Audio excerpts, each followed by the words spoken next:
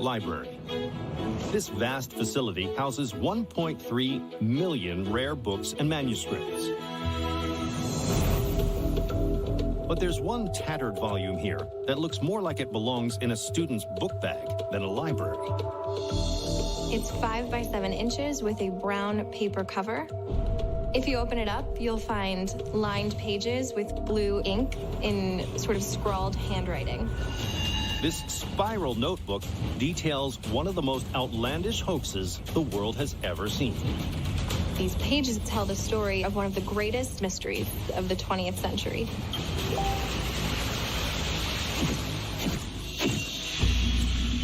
It's March 1972 on a remote island of the Philippines.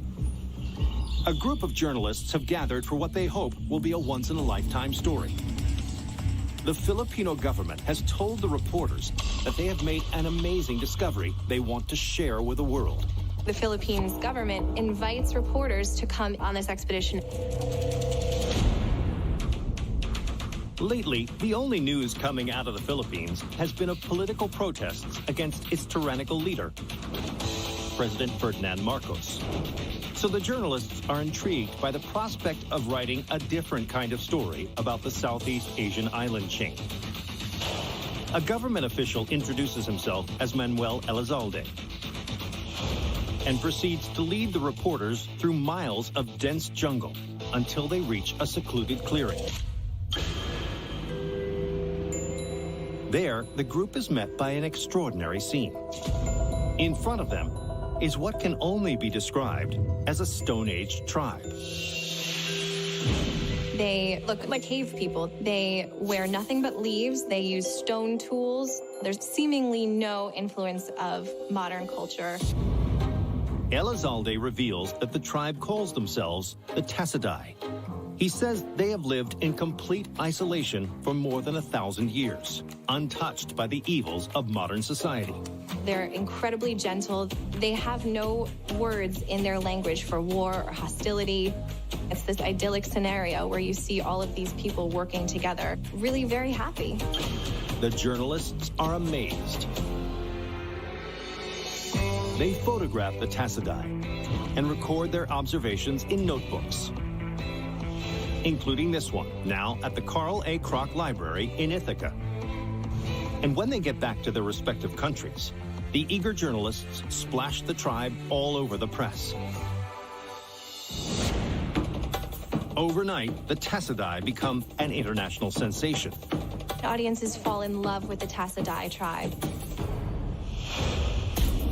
As the story takes off, reporters and social scientists request more access to the tribe in order to study their primitive lifestyle. But then something bizarre happens.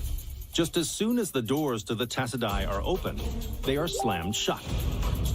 In December, just months after the tribe was revealed, the Filipino official, Manuel Elizalde, announces that the government will no longer allow anyone to visit the Tasaday. But he doesn't say why. There was definitely something strange going on. The tribe is once again completely isolated. For more than a decade, no one sees or hears from the Tasaday. Journalists around the world were scratching their heads. The fate of the enigmatic tribe becomes one of the world's greatest mysteries. But then, in 1986, an opportunity to glimpse the Tasaday presents itself once more. The Filipino president, Ferdinand Marcos, is overthrown. The unpopular, oppressive leader, along with cohorts like Manuel Elizalde, is forced to flee the country. With Elizalde out of the way, there's seemingly nothing to prevent foreigners from visiting the tribe again. And so, in February, a Swiss reporter named Oswald Eiten ventures back into Tasaday territory. Because the government is no longer in place to stop people from visiting the Tasaday, he's able to gain access to them. But when Eiten finds the tribe, he discovers something shocking. This innocent group of people were not at all who they appeared to be. The real story behind this tribe had yet to be told.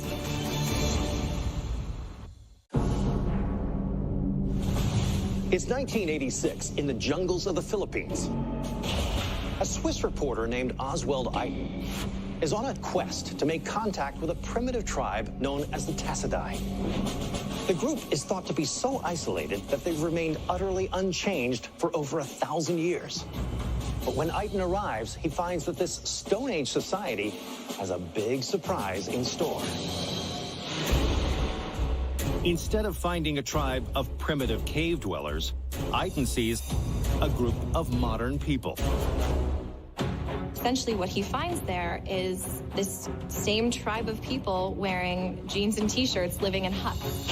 But when Eiten asks the Tasaday to explain their modern clothing, they share a secret they've been hiding for more than 15 years. They're not completely isolated. They live near other tribes. They have influences of Western culture.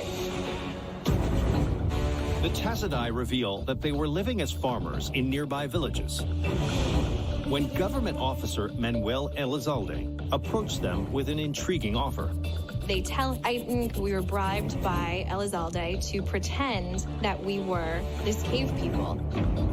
Elizalde paid for the tribespeople to abandon their clothes and pose as cave dwellers, all for the reporters and cameramen.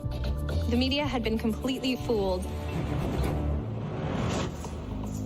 But why did Elizalde stage such a deceptive performance? Eiten discovers that the government official was acting under the orders of his boss, the president of the Philippines, Ferdinand Marcos. Marcos detested the headlines criticizing his unpopular regime and ordered Elizalde to come up with a story to distract the media. But it quickly got bigger than either of them could have imagined. Journalists and scientists were asking too many questions, and Elizalde feared that the scam would be exposed. So he closed the Tasaday off from the world. The entire thing was just this crooked scandal. When Eiten's story breaks, the public is shocked. Ultimately, the Tasaday tribe were a group of innocent people caught in the middle of a political struggle. And today, this journalist's notebook, filled with observations about the Tasaday, remains at the Carl A. Kroc Library at Cornell University. It's a reminder of the so-called Stone Age society that fooled the modern world.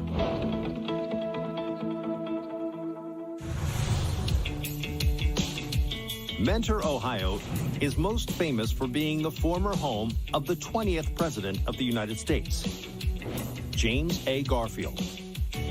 And set inside his Victorian mansion is an institution that celebrates the former Commander-in-Chief's life and career, the James A. Garfield Historic Site.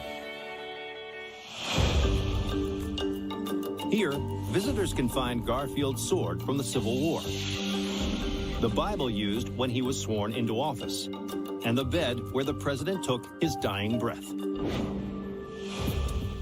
But among these esteemed artifacts is an object linked to a political scandal that shook America to its core. The artifact is 3 inches high and about 10 inches around.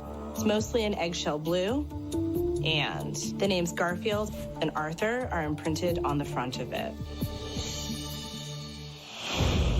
Some say this campaign hack was part of an epic deception that put an imposter in the White House. This story is about a president that was duping the entire country. September 20th, 1881. The public wakes to tragic news. The 20th President of the United States, James A. Garfield, has died. The country is really upset over this news. In the aftermath of his passing, Garfield's vice president is sworn into office, a middle-aged politician named Chester Alan Arthur. The new commander-in-chief is unknown to most Americans. Really, the only thing that people know about him was that Chester Arthur said he was born in 1830 in Fairfield, Vermont. Nevertheless, after the loss of Garfield, the public welcomes their little-known new president with open arms. The country is reeling in the death of Garfield, and they want to move past that with Chester Arthur as their president. But not everyone is happy to see the former VP take office. A New York attorney named Arthur P. Hinman is furious. He claims that Chester Arthur has no right to be president. The Constitution states that the president must be a natural-born citizen of the United States. But Hinman says he has evidence that Chester Arthur wasn't born in America, but across the border in Canada. If Hinman's accusation were true, it could disqualify Chester Arthur from the presidency. According to Hinman's research, Chester Arthur's parents lived in Canada during the 1820s and frequently traveled across the border to Vermont. Chester Arthur claims he was born in 1830. But according to eyewitnesses in Canada, Arthur's mother had a newborn baby boy there in 1829. Although neither Vermont nor Canada kept written birth records at the time, Hinman points out that Arthur only has 2 other male siblings, both significantly younger. Therefore, the baby that the eyewitnesses saw must have been Chester Arthur. Hinman believes that Chester Arthur lied about his birthday because he was actually born in Canada in 1829. If Hinman's claims are true, then Chester Arthur would be stripped of the presidency. But the chief executive dismisses the attorney's claims as nonsense. Arthur reaffirms that he is a natural-born citizen. And the public sides with the president. After all, Hinman has no hard evidence to back up his theory.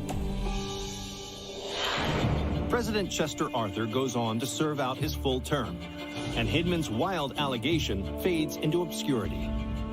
He sort of falls to the wayside of history and is forgotten. But then, nearly a century later, new evidence emerges that sheds a whole new light on Hinman's claims. It turns out that the United States may have actually had a Canadian president.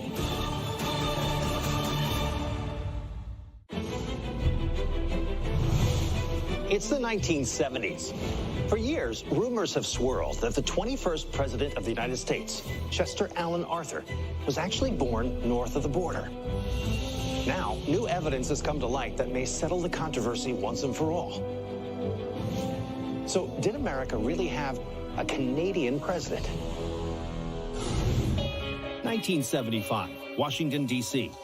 A historian is researching a biography about Chester Arthur at the Library of Congress when he comes across something surprising. A family Bible containing the president's birthday. According to the book, Chester Arthur was not born in 1830 like he said he was, but a full year earlier in 1829, when Chester Arthur's parents were thought to be in Canada. This is very strange. This means that Arthur lied. The family records, along with Hinman's claims, suggest that Chester Arthur may have been born in Canada after all. We can speculate today that Hinman might have been right about his birthplace. The truth behind Arthur's place of birth may never be known, but the debate still looms large. There are 2 buildings near the Canadian border that both claim to be the birthplace of Chester Arthur. One is in Bedford, Canada, and one is in Fairfield, Vermont. And this campaign hat promoting the Garfield Arthur ticket remains on display at the James A. Garfield Historic Site. It serves as a reminder of the controversy around the man who might have been America's first and only Canadian president. From a daring high-wire act to a Stone Age scam, a Canadian president to the real Snow White. I'm Don Wildman, and these are the mysteries at the museum.